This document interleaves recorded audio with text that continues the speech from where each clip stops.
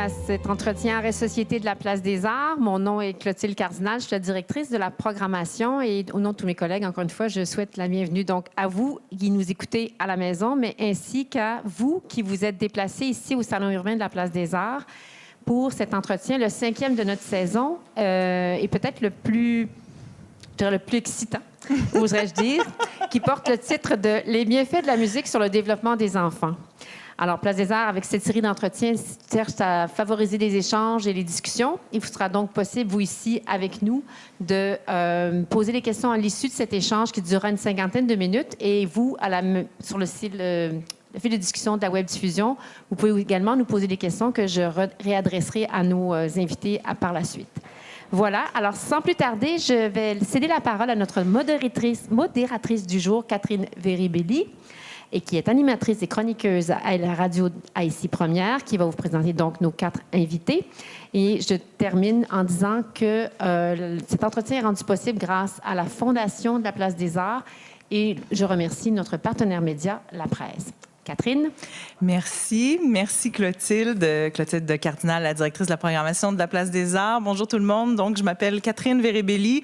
On passe d'une Catherine à l'autre aujourd'hui. C'est Catherine Perrin qui devait être avec nous. Elle a un contretemps, malheureusement. Je la salue. J'ai toujours un frisson d'humilité quand je remplace Catherine Perrin. Mais donc, salut, chère Catherine.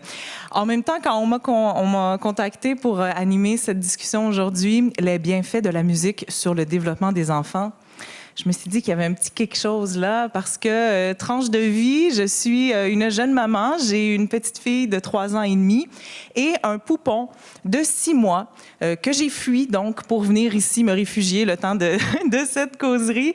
Et je pense que tous les parents seront sensibles à cette discussion-là. Les gens, évidemment, dans la société de façon générale, mais les parents, quand on a de jeunes enfants devant nous, en tout cas, je vais parler pour moi, c'est fascinant de les voir se développer. On entend presque le crépitement des synapses, les connexions qui se font comme ça, presque d'une journée à l'autre. Et en tant que parent, on se pose aussi, bien sûr, tant de questions.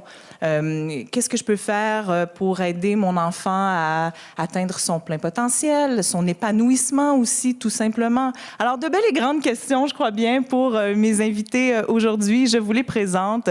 Isabelle Pérez, à ma droite, elle est professeure titulaire au département de psychologie de la Faculté des arts et des sciences de l'Université de Montréal et guitariste. J'ajoute ça également. Bonjour. Bonjour Isabelle. Bonjour. Avec nous également aujourd'hui, Guylaine Vaillancourt. Bonjour. Bonjour.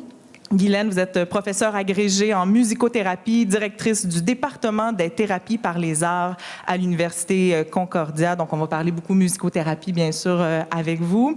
Également avec nous aujourd'hui, Adama Daou. Bonjour, Adama. Bonjour. Donc, Adama, vous êtes artiste, percussionniste. Vous donnez beaucoup d'ateliers aussi dans les écoles auprès des jeunes. On va parler de rythme, entre autres, avec vous. Vous êtes aussi médiateur au Centre des musiciens du monde et joueur de balafon, le balafon qui est un instrument extraordinaire. On va en parler tout à l'heure. Et le dernier, mais non le moindre, Simon Leclerc. Bonjour, Simon. Allô. Donc, Simon, chef d'orchestre, compositeur, arrangeur, concepteur de l'album Bébé symphonique, car il sera question de ça aussi. Vous avez peut-être entendu parler de ce projet dont on va parler dans un instant, mais allons-y tout de suite avec un extrait. Ça va remplacer bien des mots que je pourrais vous dire à l'instant. Donc, un extrait du projet Bébé symphonique. Voici un petit bout de la berceuse pour nouveau-nés.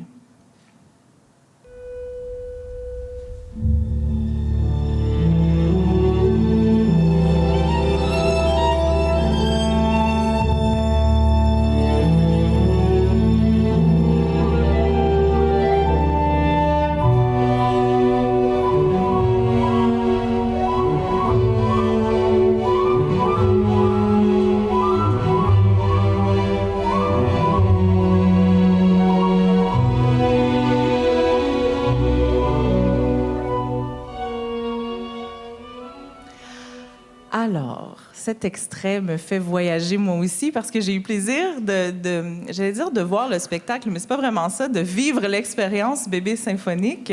On va peut-être parler de ça tout de suite. On est à la Place des Arts. Il y a une exposition ici de photos qui est en lien avec le projet Bébé symphonique. Qu'est-ce que c'est, Simon? Rappelez-nous un peu ce que c'est, ce beau projet. À la base, c'est une série de compositions que moi j'ai écrites qui tournent autour des... la façon dont tout ça a évolué serait un peu longue à expliquer, mais disons que je me suis mis en tête d'écrire de la musique spécialement dédiée aux 0 à 18 mois.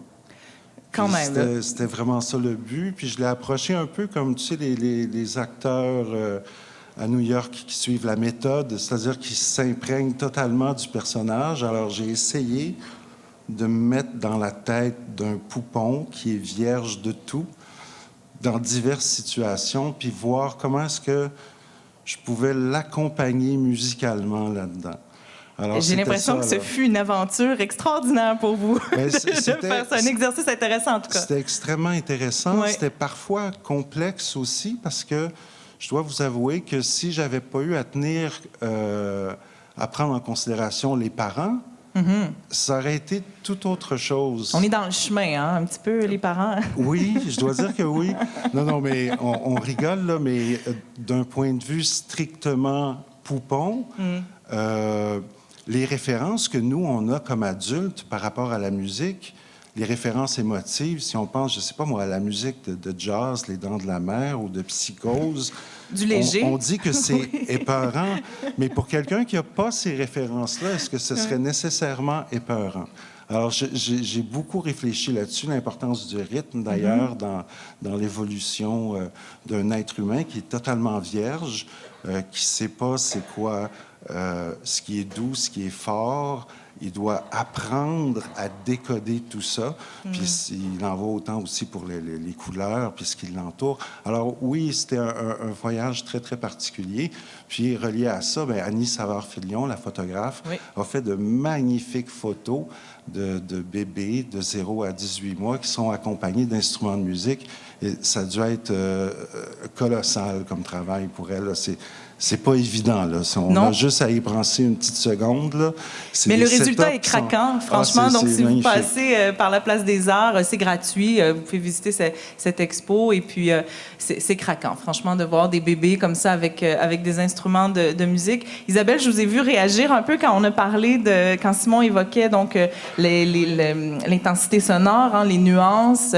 J'ai l'impression que vous allez peut-être devoir vous rapprocher de votre micro. Mais allez-y donc. Qu'est-ce que vous vouliez ajouter, peut-être? Oh, beaucoup de choses. Beaucoup de choses? Allez-y. La première chose, j'avais envie de rebondir sur deux choses, en fait.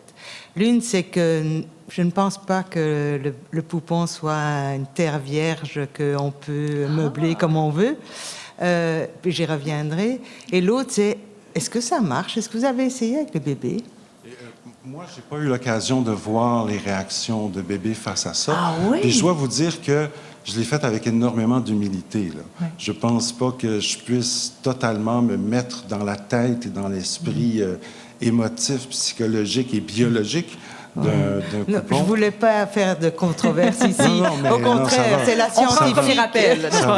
Mais c'est intéressant de voir comment tout ça se grave dans l'esprit, dans le corps d'un petit être humain qui est tout en devenir. Là. Mais c'est une question de perception, au fond. Hein? C'est ça, c'est le point de vue d'adulte. Vous êtes un adulte, vous ne pouvez pas vous en soustraire. Oui, tout à fait. Oui, je voulais juste développer peut-être, parce que c'est le propos, c'est que le bébé, là, on a fort heureusement un tout petit devant nous. Oui, on a un jeune spectateur avec nous. Il ne naît pas vierge. D'abord, dans l'utérus, il est exposé à la musique. Il n'est pas exposé à ce qu'il voit, hein, n'oubliez pas ça. Donc l'audition est déjà bien présente. Et bon, comme on a une maman aussi qui est musicienne, ces petits ont été fortement exposés, même directement. Pour une chanteuse, c'est encore plus. On s'en sort pas, non. Oui, mais c'est pas les seuls sons qu'ils entendent. Mais il n'empêche que le bébé naît avec déjà tout un bagage. Okay. Et il s'en souvient longtemps.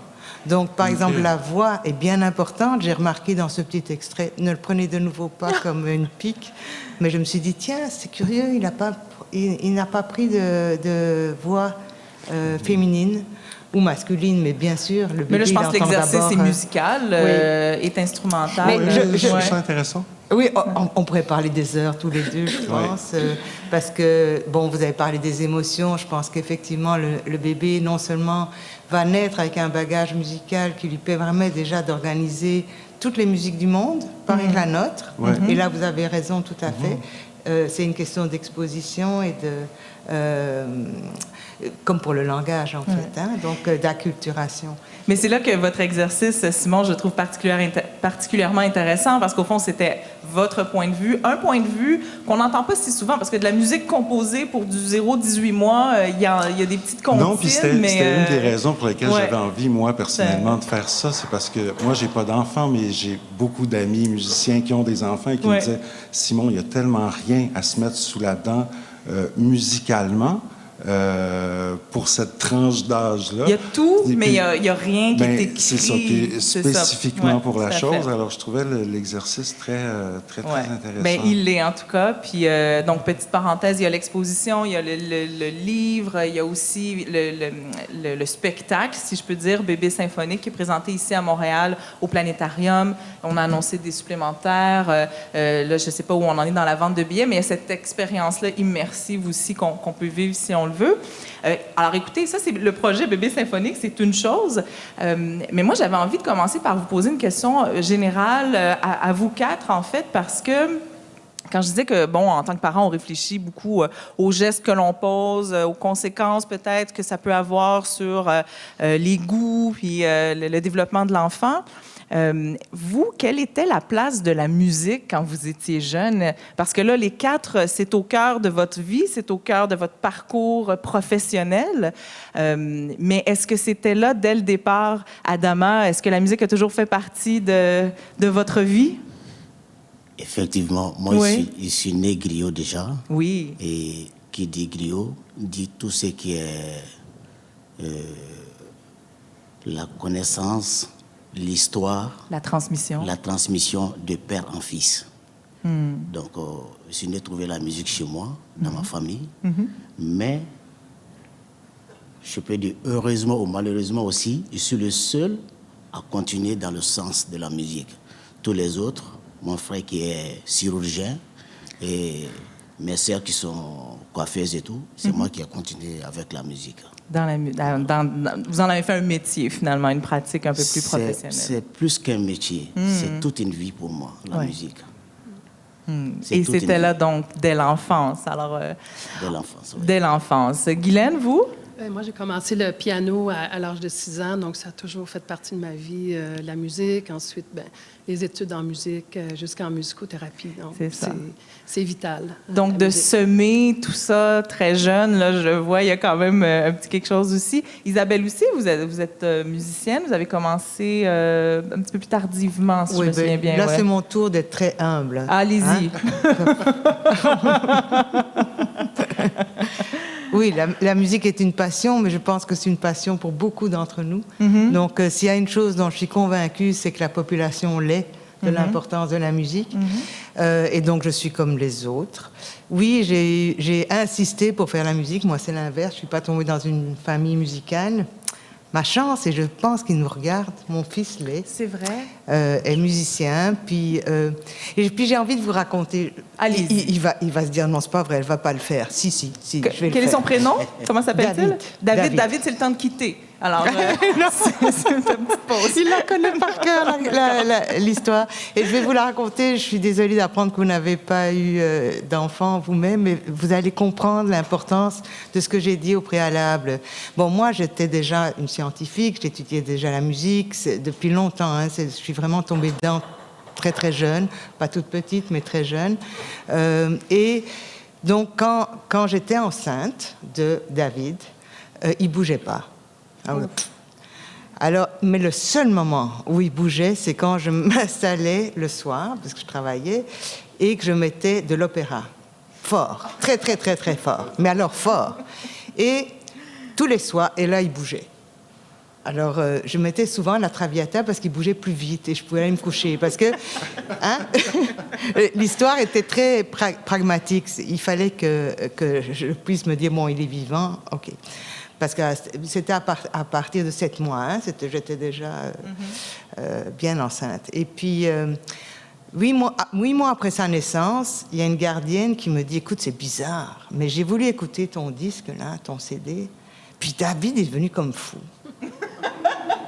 La Traviata. Alors ça, c'est vraiment notre chanson. Je vous assure, vous nous mettez ça, là. OK, donc qu'est-ce que j'ai écouté quand j'étais enceinte? Attendez que j'y réfléchisse un peu. Vous le verrez. Oui, bien, Clara Luciani, Daft Punk, Bruno Mars et beaucoup de classiques, évidemment, mais de la funk, quelque chose qui bouge quand même. Alors, j'aurais envie de vous dire, soyez une expérimentaliste et testez. Ah oui, Daft Punk, toujours. Non, avec de la musique qu'il n'a pas entendue, avec la musique qu'il n'a pas entendue et celle qu'il a entendue. Simon, oui. Quelque chose que je voulais mentionner par rapport à ce qu'elle vient de dire, que c'est très, très important. J'ai eu à faire l'expérience à l'époque en France avec 8 femmes enceintes qui étaient complètement stressées. Ça arrive jamais, ça. Qui étaient vraiment stressées parce que leur bébé ne bouge pas. Et je les ai mis, j'ai dit, regarde, si vous dansez, les enfants ils vont bouger à l'intérieur. C'est vrai. Il dit comment? Avec la percussion, j'ai commencé à jouer, le ventre commence à bouger, et là je les vois des sourires, mais vraiment sur leurs lèvres là et tout. J'étais waouh! Comme vraiment pour donner, comme vous êtes assis et que voilà, ça bouge et tout ça là. En fait, on s'est trompé. Le titre de la discussion aujourd'hui, c'est les bienfaits de la musique sur la femme enceinte. Il y a vraiment un peu de ça. Mais c'est le tout début. Simon, je conclue cette portion-là avec vous. Vous étiez dans les petits chanteurs. En tout cas, le chant, vous, c'était votre... J'ai commencé la musique tout jeune, mais ce que j'avais envie de dire par rapport à ça, c'est que je pense que pour nous tous, maintenant, la musique a une grande importance. Qu'on le reconnaisse ou non. Mais je pense que ça fait extraordinairement partie de nos vies. Puis avec tous les systèmes de streaming qu'on a maintenant, nos téléphones intelligents, c'est sûr que c'est encore plus exacerbé. Mais depuis fort longtemps, j'ai l'impression que la musique est extrêmement importante dans notre développement et que ça fait partie, c'est un peu la bande sonore de notre vie aussi. Puis je trouve que c'est important de voir ça. Donc, c'est ça, on peut commencer jeune, ça peut faire partie de notre quotidien dès l'enfance. On n'est pas obligé, bien sûr, d'après ça, de choisir des carrières en lien avec la musique. Et on revient peut-être à ce moment-là au thème de la discussion aujourd'hui, les bienfaits sur le développement. Et je me tournerai vers vous, Guylaine. J'ai l'impression qu'on sous-estime peut-être la force de la musique, l'impact que la musique peut avoir comme bienfait.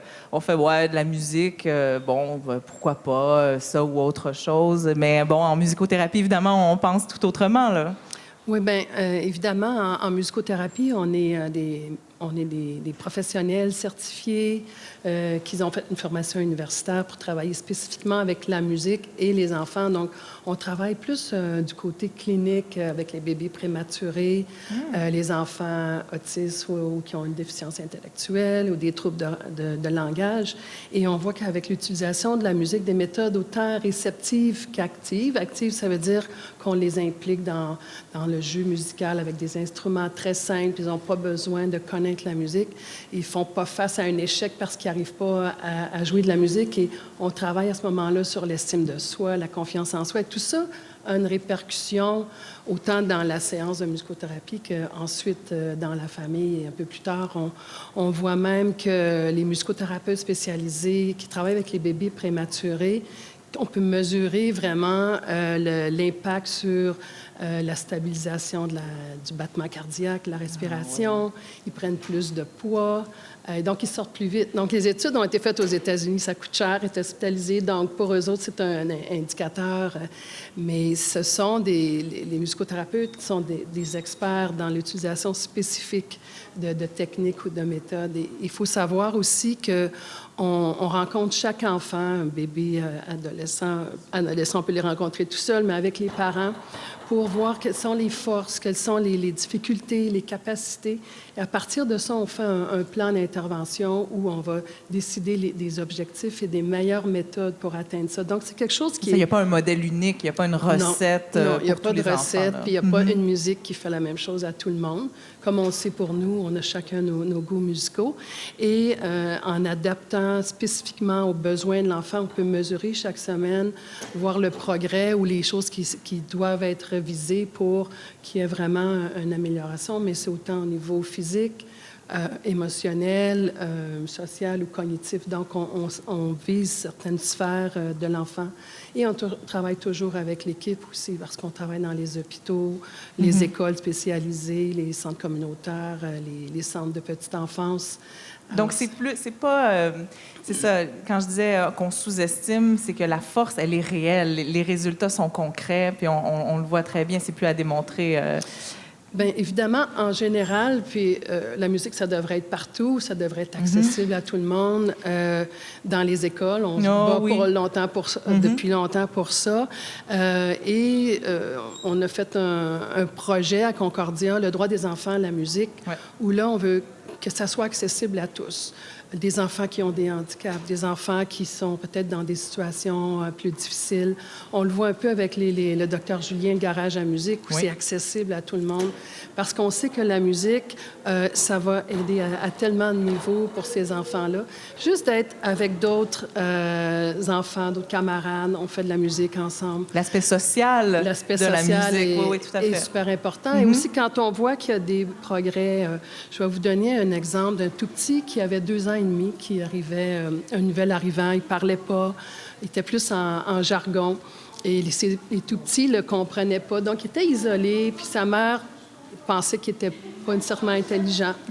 Et en travaillant avec lui de manière en petits groupes et en séances individuelles, de manière intensive dans un CLSC, en faisant des petites comptines, toujours des chansons personnalisées avec son nom et avec des instruments très simples, puis beaucoup de jeux musicaux, il a commencé à dire des mots, il a commencé à dire son nom. Et quand il est arrivé avec les autres dans son groupe, il a commencé à dire des choses. Et là, les autres ont commencé à vouloir être avec. Et j'ai vu vraiment littéralement le regard de sa mère changer. Quand elle l'a vu, on voyait... Parce que c'était un petit gars super brillant, intelligent, plein de rythme et d'intelligence. Et là, on avait trouvé la clé. On avait trouvé une clé, en tout cas, certainement, pour que ça fonctionne pour lui. Adama, vous faites ça dans la vie, trouver des clés pour les jeunes. Vous êtes un fabricant de clés, hein, parce que vous donnez des ateliers beaucoup auprès des jeunes. On s'est parlé un petit peu, vous et moi, avant le début officiel de la discussion, puis je vous ai demandé, au fond, de nous parler... pas de votre méthode, mais de ce qui est important pour vous, de ce que vous mettez d'abord de l'avant quand vous travaillez avec des jeunes. Et qu'est-ce que vous m'avez répondu? Bien, moi, ce que je mets en avant d'abord, l'enfant est en face, ou l'individu est en face, c'est la confiance en soi d'abord. Ça, c'est très important. La valoriser. Si on ne la valorise pas, tout ce qu'on fait, ça peut tomber à l'eau. Donc, ce n'est pas le résultat qui compte, le concert, la perfection, on n'est pas là-dedans. Ce qui compte, c'est vraiment valoriser la personne telle qu'elle est, et la confiance, et aussi oser. Quand on ose, on peut lutter sur beaucoup de choses qui sont derrière. C'est très important. Et comment on fait ça maintenant? Je vais prendre des notes. Alors, on le fait en le faisant déjà, et il faut toujours se mettre à la place de la personne. Il ne faut jamais dire que je suis plus grand que telle personne. Non, il faut se mettre vraiment au même niveau que la personne. Par exemple, c'est comme quand on parle avec un enfant et que tu es plus grand que l'enfant, donc toi tu es en haut, il a peur.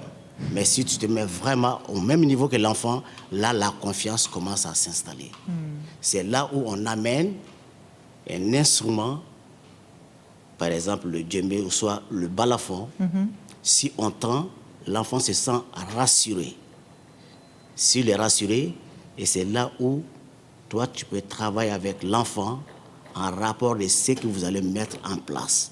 Et ça, pour ce que vous allez mettre en place, c'est à vous de travailler ensemble, la collaboration, qui est très important. Ouais. Et je parlais du rythme, j'évoquais l'importance du rythme, donc sans nécessairement avoir une hauteur de son, mais de travailler juste avec cette espèce de pulsation-là, parce qu'en percussion, évidemment, on est au cœur de la production sonore avec le rythme. La percussion, déjà... Parce que vous travaillez beaucoup avec les percussions, c'est pour ça que je souligne ça. Là. Oui. Mais aujourd'hui, je travaille plus avec les balafons que les percussions. Donc, le balafon, on peut peut-être l'expliquer, c'est un xylo, c'est une sorte de xylophone. Allez-y, je voudrais pas dire de... Non, mais oui, vous pouvez l'expliquer. Le balafon, c'est un instrument qui vient d'Afrique, à la base d'Afrique de l'Ouest. Et si vous voyez les xylophones et tout vient à la base du balafon. Et c'est construit avec du bois. Et ce n'est pas n'importe quel bois, c'est un bois vraiment très spécifique qu'on appelle le guenille. Donc, avec des lames qu'on a bien travaillé là-dessus. Mais la caisse de résonance, c'est des calebasses. Et c'est des calebasses qui ont... à l'intérieur, il y a des graines qui sont... C'est comme les citrouilles. Ouais. Donc la caisse de résonance. Il y a une latte en bois, il y a une caisse de résonance en dessous, et c'est ce qui fait ce timbre extraordinaire. Quand on tape sur une lame, une fois qu'on le tape, la pulsation de cette lame va rentrer à l'intérieur de la calebasse. C'est ça qui donne la vibration. Ça vibre. Vous voyez? Oui. Donc, en revenant à votre question par rapport au rythme et tout, déjà, la première chose dans le rythme, c'est la base.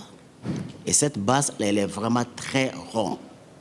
Et ça peut bondir tout de suite, ça donne un regard, mais vraiment, qu'est-ce qui se passe? Et c'est là où il faut rassurer la personne. Ah oui, hein, donc on est dans la vibration, comment les enfants, les adultes aussi, peut-être qu'on l'oublie tout simplement, on le perd un peu en vieillissant, mais comment la musique vient chercher au fond dans nos tripes, dans notre corps, littéralement. Isabelle, on parle des bienfaits depuis tout à l'heure de la musique, mais au fond, on parle de quoi? On l'a un peu évoqué avec Guylaine, mais les bienfaits de la musique sur le développement cognitif, entre autres, c'est votre grande spécialité. On parle de quoi, au fond, quand on parle des bienfaits de la musique? C'est un vaste programme, d'abord. Oui. On a de grandes questions aujourd'hui. Oui. Bon, il y a une énorme liste. Alors, ceux que je reprends souvent sont des découvertes relativement récentes, dont certaines vraiment montréalaises. L'une, c'est le plaisir.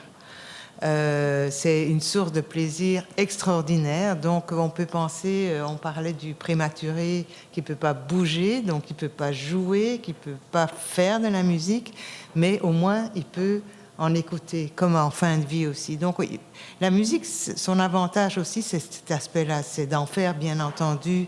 C'est démontrer que c'est plus important. D'être actif, c'est plus important que d'être passif.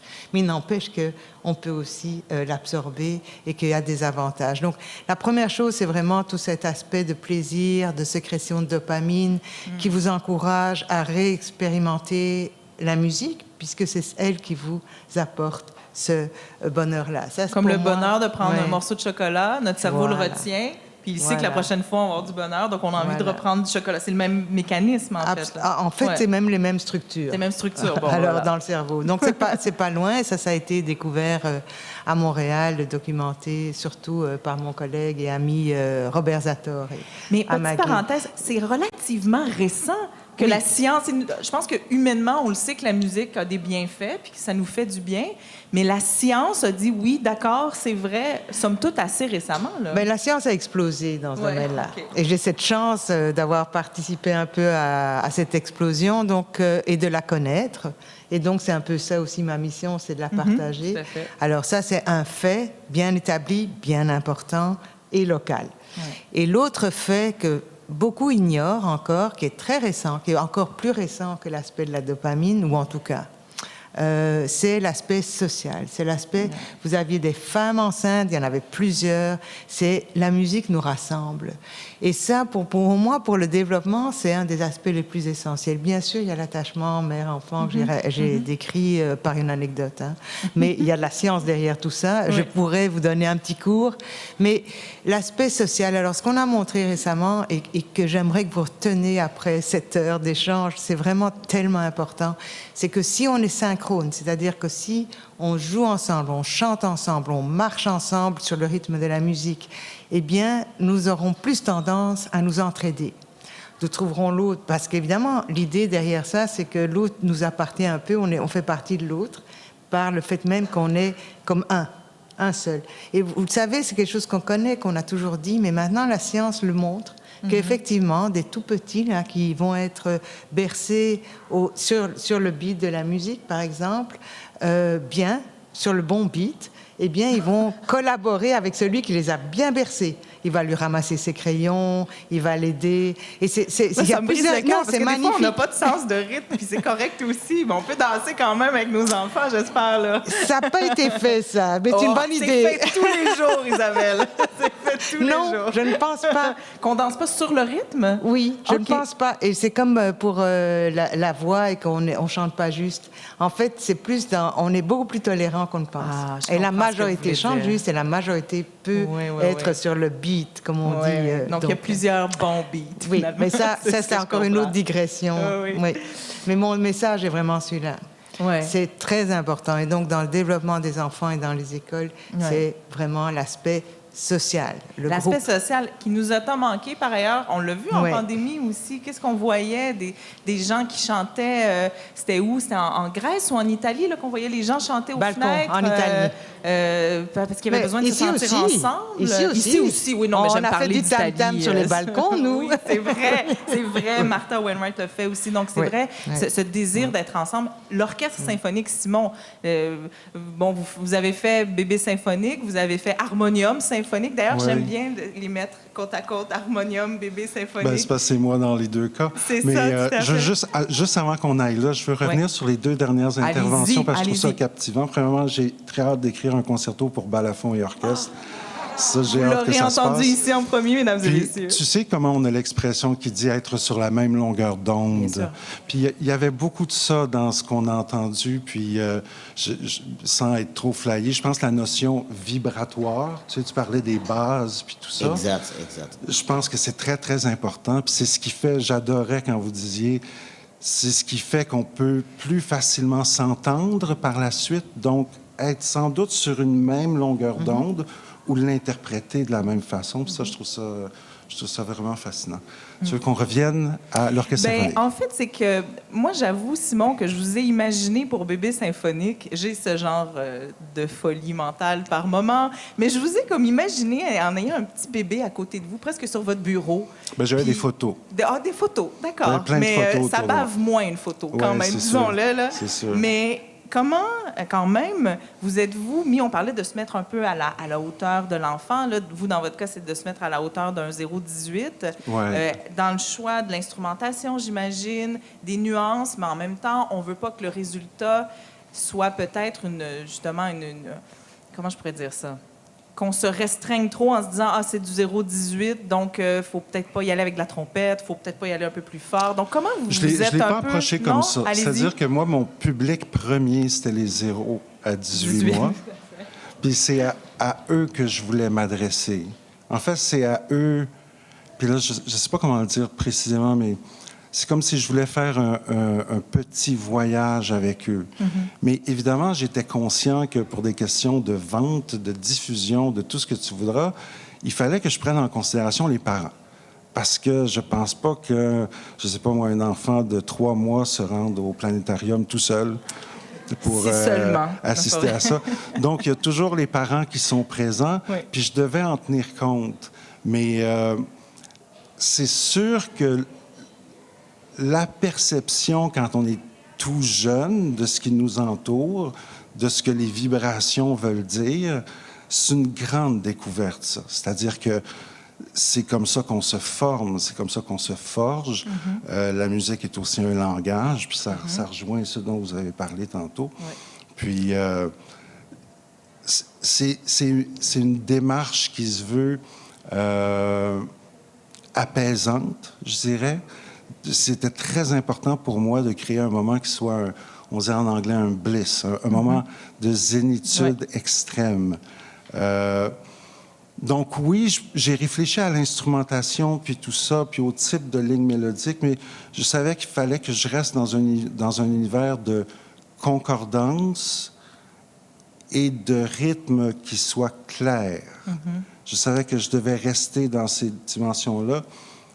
Presque pour créer une pulsation, Ben, justement. oui, puis là. pour Ouais. pouvoir, pour faire en sorte que mon message se rende aussi aux personnes intéressées qui ont entre 0 et 18 mois. Ouais. Et pour l'avoir fait, donc l'avoir vécu, cette expérience-là, c'est vrai qu'il y a une rencontre, au fond, entre le parent et l'enfant aussi. C'est un moment qu'on vit ensemble et on est souvent presque plus fasciné par... en fait, on regarde l'enfant, on regarde ses réactions, on veut voir comment lui, cet enfant-là, reçoit la musique.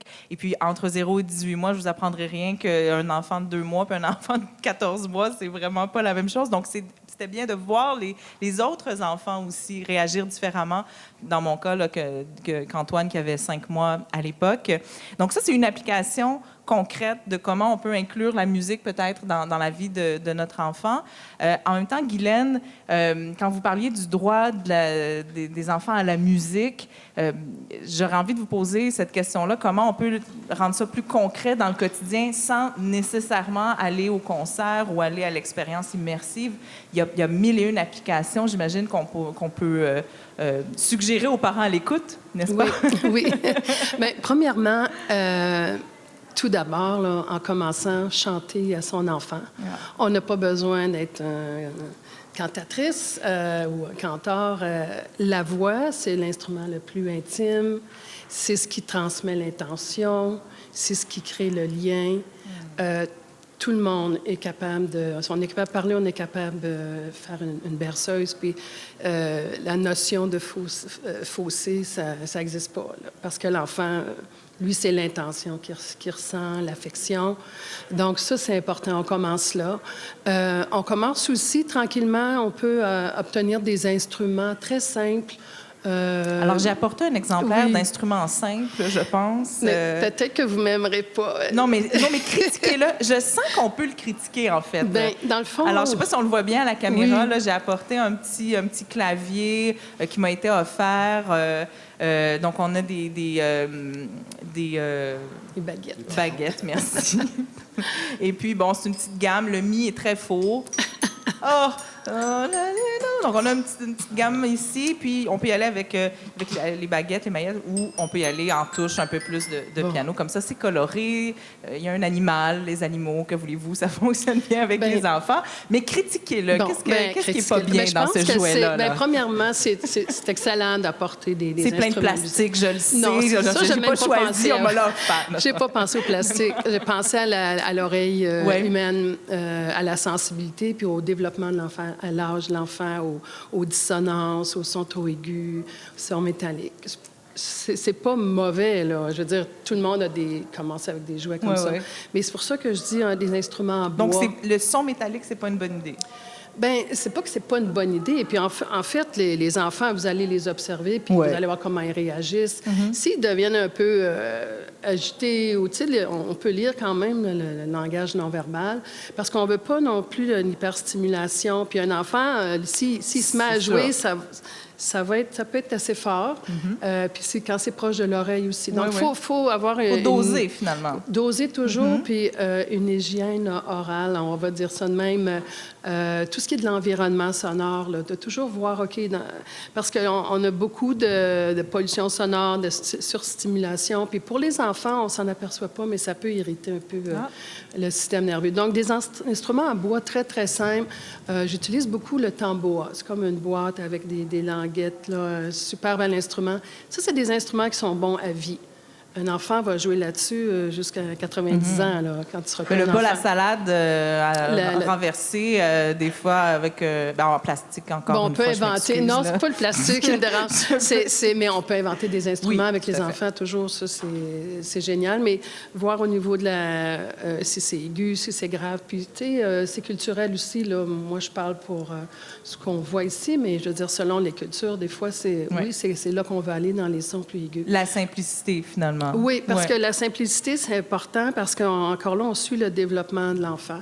Puis je veux dire, ce que j'aime beaucoup de la musique de Simon, c'est qu'elle est parfaitement dosée au niveau des intervalles. Il n'y a pas de surprise. La musique est prévisible, donc pour un enfant, au niveau de d'adhérer à la musique, ça coule facilement, le choix des instruments. Donc ça, je trouve ça vraiment...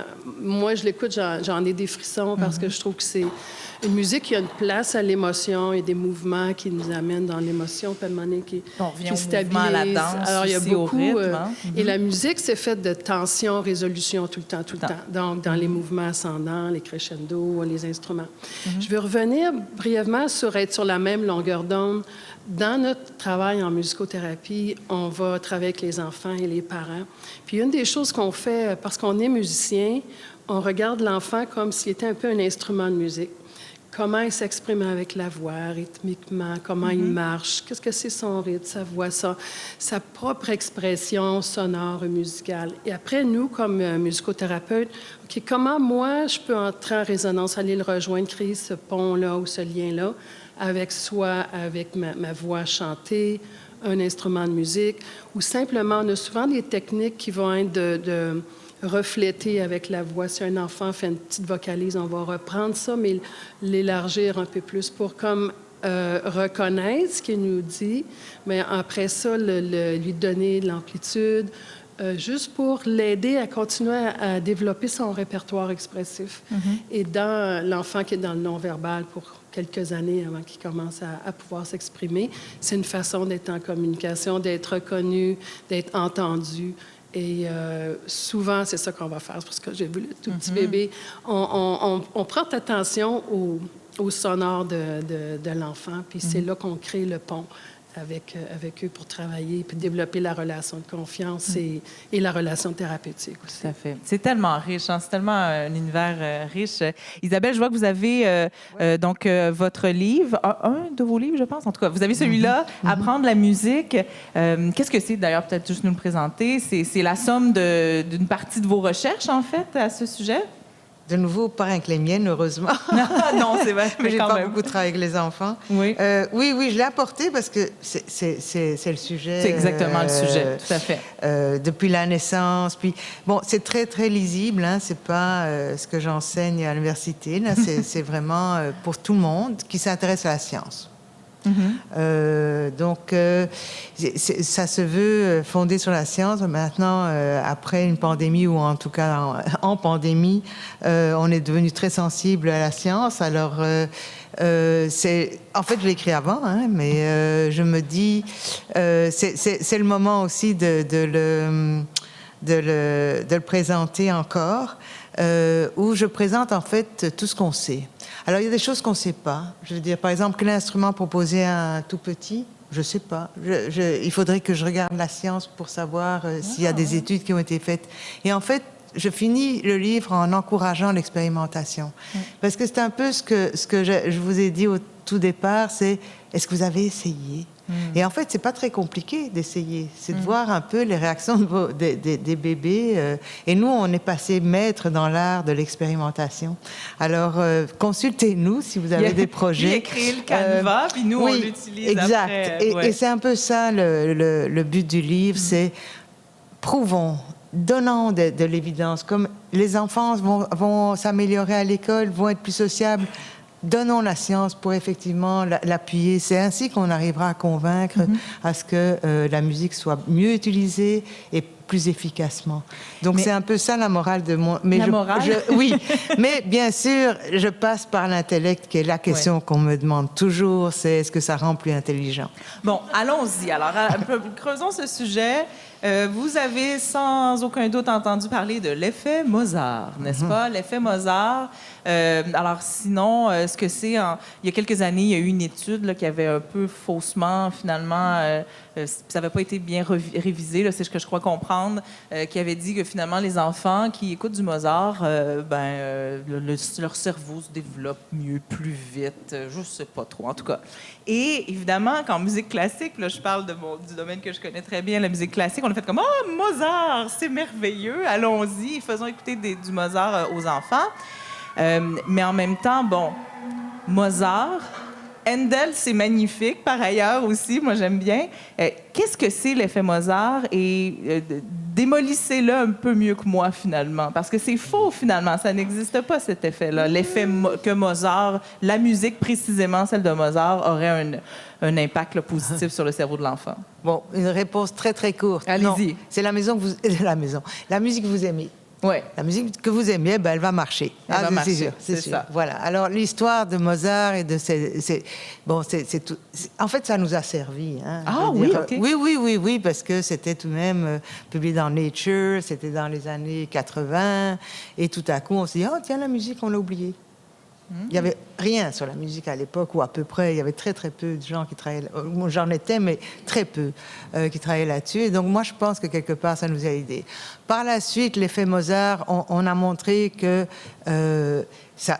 si vous prenez des étudiants ici, universitaires, vous présentez de la musique de Mozart ou du silence, ben, ça les améliore pas, là. Non, c'est ça. Puis ça dépend un peu des circonstances.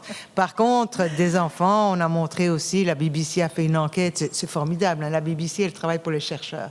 Elles ont présenté dans plein de classes, et ils ont présenté la musique que les jeunes écoutent, là, je sais plus, là c'était, évidemment c'était chanté, c'était la musique populaire de l'époque, un groupe très, très populaire, et ils ont appelé ça The Blur Effect, parce que le groupe s'appelait Blur. C'est-à-dire que quand ils avaient écouté... Quand ils avaient écouté Blur, la musique de Blur, avant de faire une tâche de QI, hein, donc c'est une tâche, bon, effectivement, que je peux pas vous montrer, je suis pas préparée, mais où on plie un papier, on coupe des petits bouts, puis on vous dit, bon, mais c'est lequel que ça, de quoi ça devrait avoir l'air. Donc c'est rotation mentale, imaginer dans l'espace, etc. Il y a toute une histoire que Mozart nous activerait ça mieux dans le cerveau. Ça, c'est faux. C'est faux, c'est faux, c'est faux, c'est du délire, mais c'est de la pseudoscience. Mais ce qu'on sait, c'est que si vous écoutez la musique que vous aimez bien et que vous devez faire une activité intellectuelle par la suite, pas nécessairement en même temps, ça dépend, effectivement, vous serez dans une meilleure état d'esprit, disposition, quel que soit l'âge, que si on vous présente du bruit blanc ou des sirènes, comme on entend. Et donc, ce qu'il faut retenir, c'est, oui, la musique, mais peu importe la musique, au fond. C'est la musique qui est importante. C'est le choix musical après ça. Oui. L'autre question qu'on me pose beaucoup, c'est... mon enfant, il écoute de la musique quand il étudie, là, est fort, hein, très, très fort, avec ses écouteurs. Qu'est-ce que je devrais faire? Ben, ça, de nouveau, c'est très variable. Vous verrez dans les cafés, enfin maintenant, on revoit des gens dans les cafés qui écoutent de la musique et qui arrivent à s'isoler ainsi. Et donc, ça les aide. Donc, ça dépend. Et ça, c'est très difficile à juger. C'est quel est le bon taux qu'il faut, et quel type de musique, etc. Est-ce qu'il faut qu'il y ait des paroles dans ce que vous lisez aussi? Enfin bref, il y a beaucoup, beaucoup de variables à prendre en considération. Donc, il n'y a pas une réponse, comme pour l'effet Mozart, une recette qui marche à tout coup. Ça devrait s'appeler l'effet musique, l'effet musical, en fait. Je sais qu'on va aller aux questions bientôt. Je voudrais juste revenir à vous, Guylaine, parce qu'on l'a effleuré. Le droit à la musique, c'est vraiment un concept qui est peu connu, qui mérite d'être mis de l'avant. Donc, comment une ville ou une communauté peut essayer de mettre le droit de la musique pour les enfants là, de l'avant, finalement, de façon très concrète? Bien, d'abord, de réunir un peu ceux qui pourraient faire avancer, donc les musiciens, les musicothérapeutes, les chercheurs, tous ceux qui tournent, les professeurs de musique, évidemment, les enseignants, voir qu'est-ce qui répondrait le mieux à certaines populations qui n'ont pas accès vraiment à la musique. Engager Adama, finalement. Absolument. Beaucoup l'appeler. Oui, puis, nous allons collaborer bientôt ensemble aussi. Mais ça fait partie aussi des Nations Unies, la Convention pour les droits des personnes handicapées, où on s'aperçoit que c'est juste souvent une partie de la population privilégiée qui n'a pas accès. Puis quand on parle accès, c'est une question de justice sociale aussi. Ouais. Donc, comment on le fait? Bien, c'est commencer à en parler, commencer à créer des forums là-dessus. Et encore là, c'est très accessible. On le voit, par exemple, dans des parcs. Ouais. Quels sont les événements, les chœurs, les chorales, des petits groupes qui commencent à se réunir pour faire de la musique pour le plaisir. Puis le plaisir, c'est numéro un. Donc, multiplier les occasions, c'est ce que j'entends. Oui. Augmenter là, la présence au quotidien d'opportunités de rencontres comme ça. Puis travailler avec des professionnels qui tournent autour de la musique, justement, pour pouvoir travailler. Presque une recherche-action participative où toutes les parties intéressées pourrait amener plus de musique. Ouais, je pense qu'on a tous un souvenir d'un premier moment là, quand on était en contact avec la musique, comment ça nous marque. Puis moi, je vais même aller plus loin, puis je suis pas la seule musicienne comme ça, mais je me souviens très bien du premier concert dans les parcs de l'OSM. C'était un concert gratuit. Moi, je viens de Montréal-Nord. Et puis, voilà, c'était là. Et puis, les enfants ont fait comme « Wow, une telle chose existe! Une telle chose existe que l'orchestre symphonique, entre autres choses. » Donc, c'est ce que je comprends, là, d'être en contact, finalement. Spécialement avec Maestro Payari, qui vient de El Sistema, où là, c'est vraiment la base. On là, est au cœur. Juste là, on peut faire une autre heure sur, absolument. sur Maestro Payari, puis une autre heure sur El Sistema. Clotilde, je crois qu'on a une question. Oh, je pense qu'on ne vous entend pas. On a plusieurs questions, vraiment, là, très intéressantes. Puis je répète que vous ici, qui êtes présents avec nous, levez la main, un micro qui est disponible maintenant au centre. On veut aussi vous entendre. Donc, j'en prends une au hasard qui touche peut-être la question de la vibration dont on a parlé tout à l'heure, parce que est-ce qu'il y a une différence entre entendre de la musique enregistrée aux enfants, d'en faire entendre enregistrée, ou de leur faire vivre un concert live, en direct? Je ne sais pas qui peut les quatre, vous pouvez répondre. Qui veut répondre? Allez-y, Guylaine, en premier, peut-être? Absolument. Ouais. Oh, je ne sais pas si... Absolument. Bien, en tout cas, la recherche a montré pour la musicothérapie, en tout cas, c'est une grosse différence qu'un musicothérapeute qui est musicien va jouer directement avec la musique pour l'enfant que faire écouter de la musique. Donc, ça, le plus possible, en direct, la musique, toujours. Et brièvement, peut-être, Isabelle, est-ce que le cerveau réagit différemment entre une musique en direct et une musique enregistrée? Bon, de nouveau, il y a beaucoup de facteurs qui expliquent ça, mais une très importante, et je pense qu'en musicothérapie, c'est très important, c'est la contingence, c'est-à-dire qu'on réagit à l'autre. Et alors, il y a des tas d'études qui montrent qu'un haut-parleur, c'est moins bien, par exemple pour les percussions, qu'un humain, à cause de cet aspect d'adaptation, et on revient à l'aspect de rassemblement. Donc oui, il y a énormément de facteurs qui peuvent expliquer qu'en présence, mais je crois qu'on y est très sensible maintenant, c'est beaucoup plus efficace qu'à distance. Ouais. Est-ce que Simon ou Adama veulent réagir? Vous savez, la vibration, c'est très, très important. Très, très important. Surtout, on vient de finir un projet au Centre des musiciens du monde avec des enfants malentendants. Oui, je voulais vous en parler, c'est vrai. Merci de le dire. Allez-y, prenez peut-être une minute nous expliquer ce projet. Allez-y. Alors, ces enfants-là, au début, on se disait, est-ce que ça va marcher ou ça ne va pas marcher? Mais il faut toujours oser, il faut tenter. Il faut aller vers eux. Quand ils sont arrivés, on s'est installés, ils étaient vraiment contents parce qu'on les a préparés vraiment bien en amont et tout ça. Quand ils commencent à jouer l'instrument, au début c'était difficile, mais après, c'est avoir un rapport d'abord de confiance de la main avec les baguettes. Déjà, c'est à moi. Ça les a rassurés. Et quand ils commencent à jouer, il y a des sonorités qui viennent, il y a d'autres qui restent juste sur cette sonorité-là. Parce que vous voyez qu'avec les balafons, c'est partagé en 3 parties. Il y a la partie aiguë, la partie médium et la partie basse. Et la partie basse, ça les intéresse beaucoup parce que ça va les chercher au fond d'eux. Donc ça a été vraiment une expérience extraordinaire. Bravo. Ben, à chaque jour... Est-ce qu'ils étaient pieds nus? C'était ça la question d'Isabelle. Oui. Sentir la vibration par le son. Parce que ce que nous, on disait, enlevez vos chaussures, voilà. Rentrez, asseyez-vous. Voilà. Ils étaient contents. Souvent même, le coussin où on les a donnés, ils enlèvent le coussin et ça s'est par terre. Ouais. Donc, il y a le contact sol avec la vibration et tout. C'était très fort. Et dans la semaine, ils ont capté, tous les jeudis, c'est leur journée. Ils courent pour venir au centre. Et ils chantent en même temps. Balafon, balafon. Bravo. Vous voyez? Et c'est vraiment très, très important au niveau des vibrations. Oui. Voilà. Je dois avouer que j'ai choisi cette Oui. question-là parce qu'elle milite en faveur de la fréquentation des arts du spectacle, donc se présenter au concert. Donc, voilà, comme directrice de la programmation de la Place des Arts, je voulais le souligner, l'importance... Est-ce qu'on va pouvoir enlever nos souliers à la place des arbres? Ben, moi, j'ai rien contre. Voilà.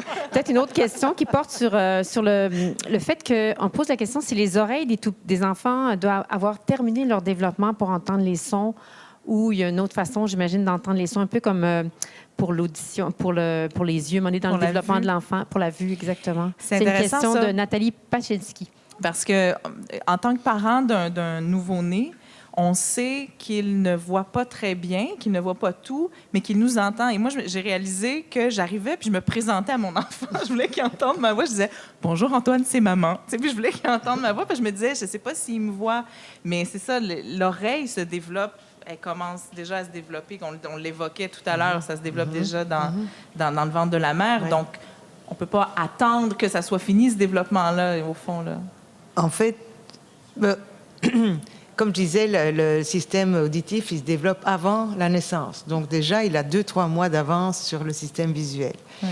Mais en plus, il y a tout le câblage qui se fait. Donc, l'oreille, c'est un peu symbolique. C'est tout ce qui compte, c'est ce qu'il y a entre les deux oreilles, là. C'est ce cerveau. Et donc, oui, il y a tout un câblage qui est déjà là au préalable, mais qui continue. Et le système auditif par rapport au visuel, par contre, il se développe encore beaucoup plus longtemps. Ça, c'est récent comme découverte. Donc, c'est de se dire qu'on peut apprendre au niveau auditif encore beaucoup plus longtemps que visuellement, où la fenêtre se ferme beaucoup plus. Je parle du cerveau, là. Je ne parle pas des oreilles ou D'où de la l'apprentissage, vue. par exemple, des langues, j'imagine, Oui. qui est plus facile quand on oui. est plus jeune. Ou, Oui, malheureusement, ça diminue avec l'âge, mais oui. Il y a tant de choses qui diminuent avec l'âge, de toute façon. Oui. Je trouve ça intéressant de voir que c'est un sens qui se développe, l'audition, qu'on peut travailler là-dessus aussi. Parce que je sais que moi, tout jeune, il y a des choses que j'essayais d'entendre, mais que je ne parvenais pas à entendre, mais qu'à force de le travailler, j'ai fini par les entendre. Alors, c'est donc quelque chose qui se travaille. Je ne veux pas vous donner trop d'espoir. Il y a Non, des mais de limites. toute façon, moi, c'est réglé, là, mais... Non, non, mais c'est un muscle à qu'on ceux peut qui nous muscler jusqu'à un certain Oui. point. Ce que j'aimerais juste dire, c'est sûr que, bon, il y a des personnes qui vont commencer à faire de la musique à l'âge de 70 ans. On ne l'a pas abordé, cet aspect-là, parce qu'on est centré sur les tout-petits. C'est sûr qu'ils peuvent apprendre, qu'ils vont en avoir énormément de bénéfices, comme d'entendre dans le bruit. Il y a beaucoup d'avantages à le faire. Mais le problème, c'est qu'ils ne seront jamais l'équivalent de leurs petits-enfants qui apprennent la musique en même temps. Donc, Ils vont être dépassés très rapidement. Ouais. Donc, il ne faut pas se comparer aux plus jeunes, bien sûr. Donc, il y a une plasticité, mais bon, elle est pas... Il vaut mieux le faire plus jeune. Il y a une question dans la salle. Oui, dans la salle. Allez. C'est pas une question, c'est un commentaire par rapport à la maturité de l'oreille. Alors, c'est vrai qu'on apprend à entendre, mais comme on dit, tout l'appareillage de l'oreille est tout à fait terminé à la naissance. Et placé, oui. Alors, l'oreille interne est le seul organe humain qui ne grandit pas avec l'âge. Alors, moi, je suis sourde, j'ai pris des implants cochléaires, je suis devenue sourde à l'âge adulte, mais les plus jeunes implantés au Québec ont 5 mois. Alors, on implante très, très jeune et l'implant reste là pour la vie parce que l'oreille interne ne grandit pas. On ne peut pas faire ça avec les yeux, avec des dents, avec des mâchoires. Mais c'est vrai qu'on peut apprendre à tout âge. Et la preuve, c'est que quand on est implanté, il faut réapprendre à entendre parce qu'on n'entend pas de la même manière qu'avec des oreilles naturelles. Donc, cette image de muscle-là qu'on peut travailler, finalement, ça... C'est le muscle et c'est, comme on parlait de câblage, c'est le décodage de ce qui rentre par les oreilles qui se développe. C'est fascinant. C'est Mais ce fascinant. qui Merci rentre beaucoup. par les oreilles, c'est... L'oreille elle-même est toujours comme, à moins d'une maladie, à moins de quelque chose, d'un problème technique, l'oreille est mature pratiquement à la naissance. Bien, vous remercie beaucoup de ce témoignage. Merci beaucoup de votre commentaire. Oui, il y a une autre Oui. question ici de madame qui va se déplacer au micro. Oui. Oh. Oui, je suis sûre On a une petite pause sanitaire ici. Oui, on cette doit pause nettoyer les sanitaire micros. vous est présentée. Voulez-vous que je chante? Non, vous ne voulez pas que je chante. Madame, votre prénom? Fabienne. Fabienne. 3 éléments. Je suis totalement d'accord avec vous, Isabelle, que, d'après moi, c'est pas vierge quand le bébé, pour plein de raisons dont vous avez très bien expliqué. Moi, il y a une question qui me fascine. Quand j'étais enceinte et après, quand j'ai accouché puis j'ai allaité, il y a une mélodie que je fredonnais uniquement quand j'ai allaité ma fille, mon garçon. Je ne sais pas, j'ai cherché, j'ai essayé de savoir ça vient d'où. Ma mère étant décédée, avant que j'accouche, avant que je sois enceinte, j'ai pas pu lui demander « Est-ce que c'est toi qui m'as chanté ça? » Et encore à ce jour, je me questionne à savoir ça vient d'où. Et pire, c'est que elle vient pas instinctivement, cette mélodie-là. Elle vient avec la même émotion que j'avais quand j'allaitais. Puis là, elle me revient en mémoire, puis je la fredonne. Fait que donc, ma question par rapport à ça, c'est mémoire musicale. Est-ce qu'il y a des souvenirs inconscients? Ça, c'est une question. Puis Je commencerai peut-être par répondre à cette question-là. Mais vous allez voir que le lien avec ma allez-y. deuxième question. Je suis professeure de danse et donc il n'y a pas eu aucun élément de rattaché avec la musique chez les enfants et le mouvement. Et à mon sens... Le rythme, j'aurais pas un peut-être petit dit, peu, oui, quand le je parlais de mais- rythme. Parce que j'avais noté qu'à 6 mois et demi, 7 mois, dès que ma fille s'est tenue sur une table, puis qu'il y avait la musique, moi j'écoutais beaucoup de musique de tout genre, et elle bougeait instinctivement. Je l'amenais à mes évaluations d'étudiants, il y avait la musique. Elle dansait d'elle-même. Alors, et dernière chose, pas de musique, existe la musique. Écoutez la nature. Moi, parfois, je veux pas mettre aucun genre de musique. Je sors dehors, j'écoute les oiseaux, j'écoute le vent dans les feuilles. Alors voilà, ça aussi, c'est de la musique. Mais le lien là, de mémoire, ça vient d'où, ça, qu'on a un air qu'on ne sait pas d'où ça vient? Est-ce qu'on peut avoir une autre heure? Oui, non, mais... J'adore ça. Mais oui, mémoire musicale, rapidement, j'imagine, là, mais mémoire musicale, et ça me touche ce que vous dites, parce que pour mes 2 enfants, moi aussi, j'avais une mélodie que j'ai commencé à chantonner, que j'ai créée. Il y en avait une pour Camille, il y en a une pour oui. Antoine. C'est pas la même, et c'est celle-là qui a comme émergé. Je sais pas d'où ça sort. C'est C'est rien. connu. C'est- Ça s'appelle des chansons signatures. C'est des Et il chansons faut que signatures, comme à la SAQ. C'est merveilleux. Mais j'avais pas envie d'élaborer tellement là-dessus que d'accord. sur l'aspect danse. Oui. Parce que s'il y a une conviction que j'ai et que j'ai écrite, donc on pourra vérifier, c'est que pour moi, la danse, c'est une activité musicale. Clairement. Sauf qu'elles sont distinguées dans les arts chez nous, je ne comprends pas pourquoi. Il n'y a aucune raison pour ça. Et j'aimerais dire plus que ça, mais là, c'est celle qui se bat un peu pour l'instant en éducation par rapport au sport. Pourquoi pense-t-on que le sport est si important et la musique prend souvent le bord au Québec, en tout cas? Mais quand on pense, il y a la danse, bien sûr, mais il n'y a pas rien que ça. C'est que quand on s'active physiquement et pour la persistance, on met de la musique. Donc, effectivement, la musique est un stimulant. Et c'était juste pour revenir au fait que les tout-petits, ils écoutent de la musique, puis ils ne savent pas marcher, mais on voit leurs petites jambes qui bougent. Oui. C'est un phénomène qu'on a tous observé. Et on n'a pas besoin d'être parents pour ça. Alors, je voulais vous remercier d'avoir remis la danse et le mouvement sur la table, parce que s'il y a une réponse évidente chez le tout-petit, c'est pas tellement de tomber endormi, c'est de bouger. Non? Voulez-vous qu'on en parle? Non, Clotilde, Moi, je pense qu'on ben, doit... On va, c'est parce que notre heure est terminée. Oui. Je vais vous dire que le lien social dont vous avez parlé, là, lorsqu'il a fait le concert sur le Mont-Royal il y a quelques années, c'en est un exemple, ça, où est-ce que de tout genre, de tout acabit, les gens se sont ralliés à cause de ça. Moi, j'y étais, donc je me souviens ce que ça me fait. Fait qu'il y a quand même la musique et la vibration, ce sont des choses innées et naturelles dans chaque humain. Fait que c'est pour ça qu'on en a tant besoin.